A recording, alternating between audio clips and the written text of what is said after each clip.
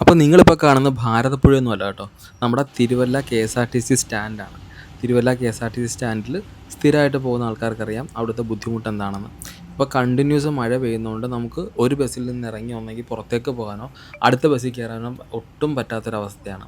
മൊത്തം പൊട്ടിപ്പൊളിഞ്ഞ് ആകെ നാശമായിട്ട് കിടക്കുന്ന ഒരവസ്ഥയാണ് കേട്ടോ.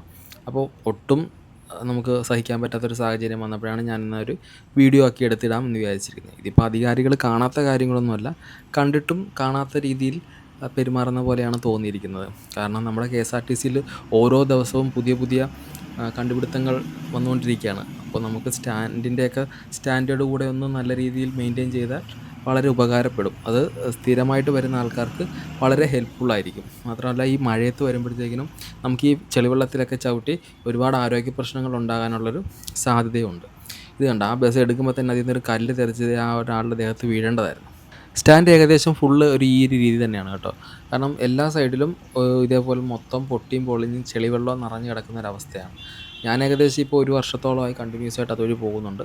അതിന് മുമ്പ് തന്നെ ഇവിടുത്തെ അവസ്ഥ ഇതുപോലെയൊക്കെ തന്നെയായിരുന്നു. ഒരു മാറ്റവും എനിക്ക് തോന്നിയിട്ടില്ല. വീഡിയോ മാക്സിമം എല്ലാവരും ഒന്ന് ഷെയർ ചെയ്യുക. തിരുവല്ലയിൽ സ്ഥിരമായിട്ട് വരുന്ന യാത്രക്കാരുണ്ടെങ്കിൽ നിങ്ങൾ ജസ്റ്റ് കമൻറ്റ് ചെയ്യുക, ഷെയർ ചെയ്യുക. സ്റ്റാൻഡ് നന്നാക്കി എടുക്കുക എന്ന് പറയുന്നത് നമ്മുടെ യാത്രക്കാരുടെയും കൂടെ ഒരു ആവശ്യമാണ്.